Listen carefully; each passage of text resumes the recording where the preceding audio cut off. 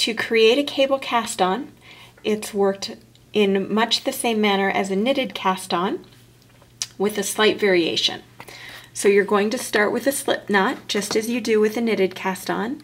You're going to have the tail of your yarn around your fingers. You're going to wrap the yarn around, crossing the working yarn over the top of the tail.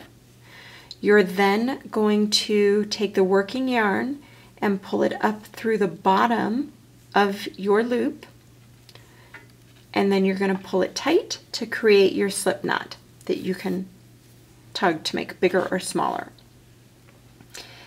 Insert this knot onto your left needle, an empty needle. So once you have it on your empty left needle, you're going to put this needle in your left hand. You're going to take the tip of your right needle. You're going to insert it through this loop, crossing with it in the back. You're going to wrap the yarn around and over the top of the right needle, crossing between the two needles. You're going to pull your right needle down and forward so that it comes through the loop that's on the left needle. You're then going to take the tip of your left needle and insert it through the bottom of the loop on the right needle. Slide your right needle out and pull this stitch down. So the first stitch, the slip knot loop counts as the first stitch. We've made the second stitch, which is created as if you're doing a knitted cast on. Where the cable cast on varies is that you're going to then insert the right needle below the stitch on the left needle.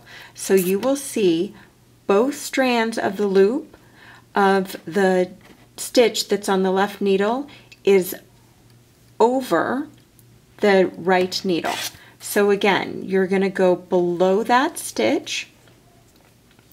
You're going to wrap the working yarn over the top of the right needle, coming between the two needles.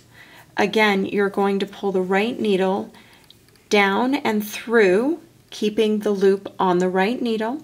You're going to insert the tip of the left needle through the bottom of the loop, and then you're going to pull that loop tight.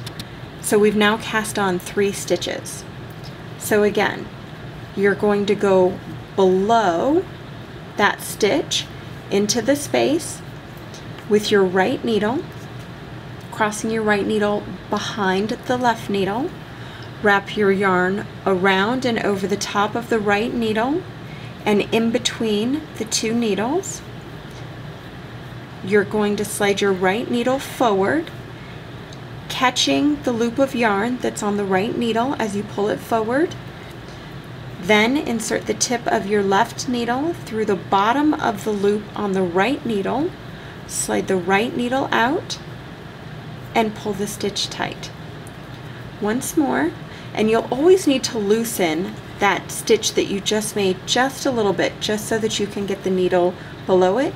So again, going completely below that stitch on the left needle, cross the right needle back and behind. Take your working yarn, cross it over the top of the right needle, coming down between the two needles. Slide your right needle forward and through, catching that loop that you've just created. Then take the tip of your left needle, go through the bottom of the stitch that's on the right needle, slide the right needle out, and pull it tight. Continue to cast on stitches until you have the required number of stitches on your left needle.